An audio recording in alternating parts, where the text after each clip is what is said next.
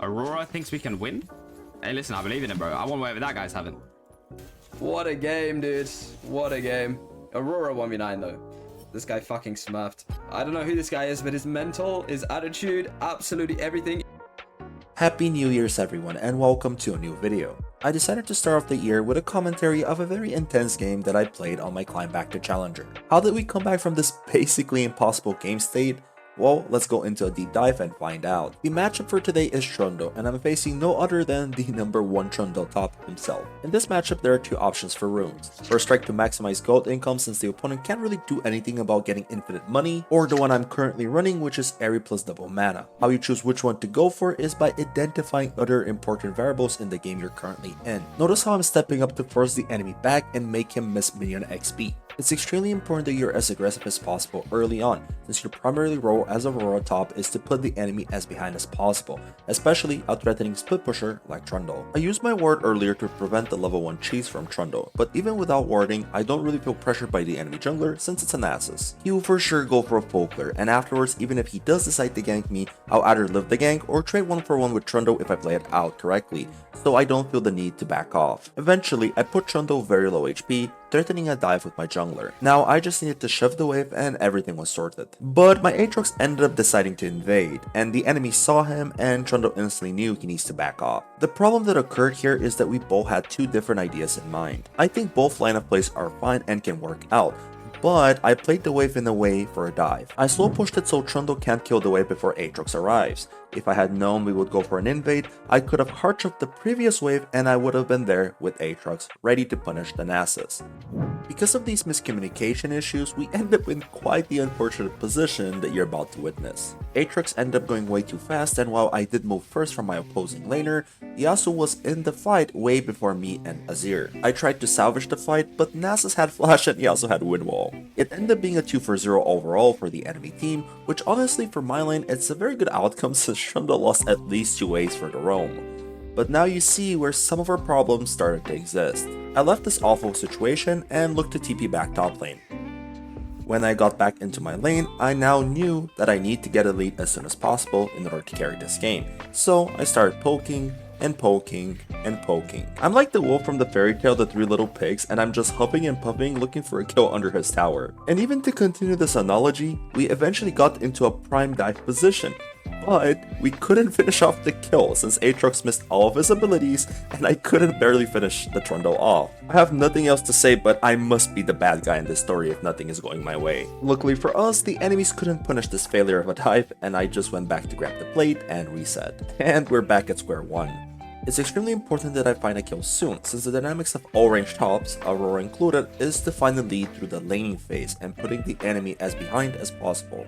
This is if I want to be able to carry the game in the mid to late game, since my champion really does need a lead to function. Whereas Trundle specifically, he isn't a big threat till the very late game, when he takes towers out of thin air and someone constantly needs to be able to match him. I basically have a deadline in which I need to get something going for myself. Luckily for me though, I'm slowly working on his HP and it's looking like I can maybe dive him by myself. I landed some crucial abilities on him and now he has to make a choice. Stay and get dove or go back and lose the wave. Decided to try to fight her. They can dive me here. I can greed 50 though. Aatrox is there, I can greed it. If I just ult her, I'm okay. She only has 150 mana. Or I'm dead, my bad. If I ult, I survive, but I didn't expect that. I mean, she played it well. She casted her abilities on my auto attack.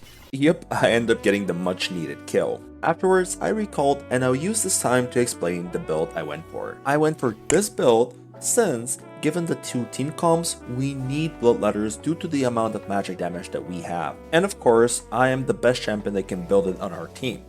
But if I'm gonna go bloodletters, going for a one-shot build doesn't make too much sense, since while yeah, there are targets I can kinda focus and maybe kill them, I'm better off playing front to back with my team and playing like an initiator for them. So with the core item being bloodletters, then Liandry needs to be my first item because bloodletters first doesn't make too much sense. And yes, Liandry is not a good item here for a few reasons, but this is a really awkward game no matter what I build. So I trusted my team that if we get to a certain stage, our comp can just beat the enemy team comp if we play better than them.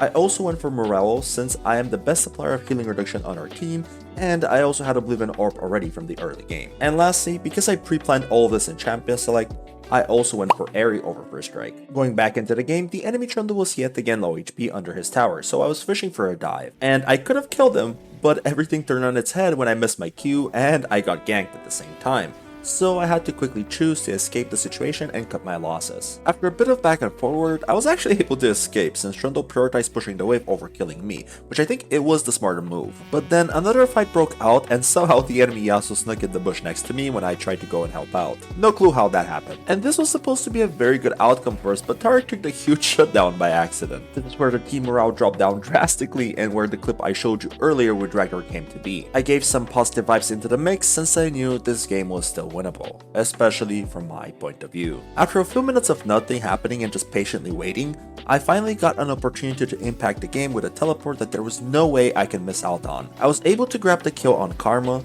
and I really wanted to extend the fight even further, since I know we win this one. Luckily for me, the enemy team was also eager to fight, so we punished their misunderstanding. Afterwards, I used this time to grab as much farm as I can on site and went back, getting ready for the outside of lane experience. Whenever you're this behind, the best thing you can do is trade plays with the opponents.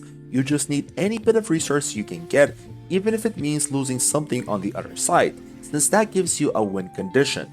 Like in this case, us killing Yasuo and the tower. The enemies are slowly giving us a chance to win, but of course the enemies answered correctly by getting 2 of our tier 2 towers. We couldn't really do anything about it. Right after this play, I wanted to push top. This is where I got collapsed on by the enemy team since they didn't actually recall after their play.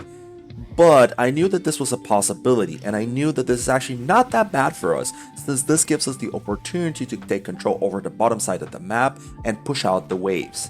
I also have TP to join my team if a fight does erupt, so I call this a good dev. And things did play out somewhat from how I planned it. The enemies were forced to walk into us, and I was able to find a good TP flank on them. I did a pretty good job finishing off the Nasus and applying quite a lot of pressure to most of the enemy champions. And the fight was going pretty good, but eventually nobody from the enemy team was dying. So I tried to do something about it. It didn't go too well though. But that at least secured us the dragon, and honestly, good dev maybe? I also do want to give props to my team here, since even though we had a really rough start, nobody really gave up and they were trying to win. Well, at least the motive was there, the execution was a bit questionable. We got the Atacon, but the fight was pretty hard to win since it was a 4v5. Honestly, if this was a straight 5v5, I think we would have just won the game here on the spot. But sadly, the fight must continue. I was finally able to get my bloodletters, and now I'm finally online with this build. And this is where I want to show you the power of Tarek plus Aurora. After that really nasty stun, we started a 4v5 fight, and given that it's this specific game, you would probably think that we lose this. But no, it was a close fight obviously, but given our good engage and good comp, we managed to pull through. And honestly, I was done with the enemies living on low HP. So with my ult coming back up, I made it up for the earlier misplay. This play gave us Baron, but the enemies weren't too happy about it, so they did end up chasing some of us down. With that, my build is on its biggest power spike, aka Rabadons. I tried to 1v1 the Trundle on side and barely couldn't finish him off. I should have maybe held my ult, but I didn't think the enemies would even contest the Drake given that we're so strong right now and we have control over the Drake area. Their win conditions should be about split pushing, whereas ours team fighting, so it's about whoever can make their win condition work. The game is still pretty much in the air. Again, after nothing happening for a bit, eventually a very crucial fight presented itself where I found an engage on the enemy wave. It was certainly a close fight, but we were able to come out on top in this 3v3.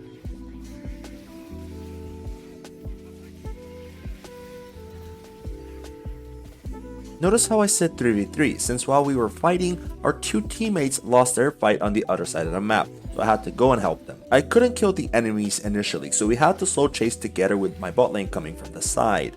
Eventually, we were able to catch up to them and get both kills, but that didn't really result into anything since there's no objectives on the map. And this is where I did my biggest hint of the game. I challenged Trundle to a duel in which, well, I'll just let it play.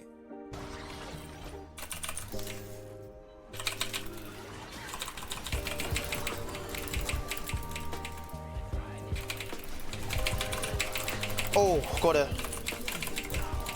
I honestly thought there's no way he has flash after the 2v2 they did earlier, so I flipped it, which is obviously a mistake. I didn't have to do it, so Kaguru just punished the mistake accordingly. Luckily for me, my team didn't lose their fight, so even though we lost Baron, we were still in the game. The enemies did try to use their man advantage by pushing and contesting at the same time, but honestly I'm not sure if that was the play.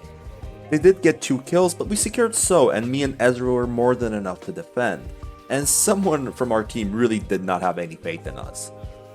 The enemies did push and try and end, and I can't blame them for it because a 4v2 should technically mean an end, but they were way too far back when they did get the kills, plus our champions are pretty good at defending. Finally, So point is on the table, so we took control over the area and I'm constantly looking for poke onto the enemies. The opponents knew that at this point they can't win a straightforward 5v5, so they tried to go for a push. Me and Tariq messed with them and wasted their time while my team secured the last dragon. Eventually, the enemies gave up under the pressure and made mistakes since their comp is just harder to execute than ours, especially if we already have control over the objective.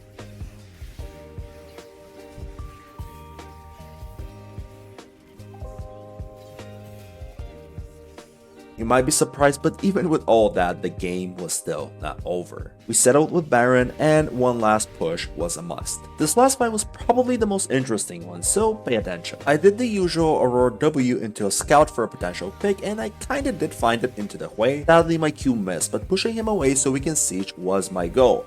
Aatrox though had other plans and ended up going in and giving them a kill. And at this point you're probably thinking, we should back off, it's 4v5 and we only have a Azir ult. Well, thanks to the Azir tower, our comp, and my build being the perfect one for this occasion, we were able to pull through, even in a bad situation like this one.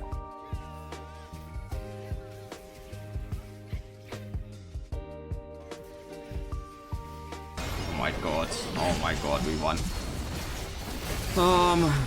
Crazy comeback.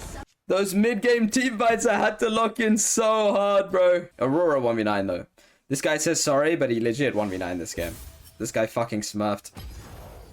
I don't know who this guy is, but his mental, his attitude, absolutely everything, he deserved an honor. I'm sorry I didn't give it to him, so instead I'm gonna report him. This game was certainly a ride, and if there's anything to take away from it, it is that a correct build and a positive mindset can and will win you games. And of course, the occasional Aurora int can't hurt anyone, right? Thank you so much as always for watching. I hope you enjoyed, and again, wishing you all a wonderful and joyful year.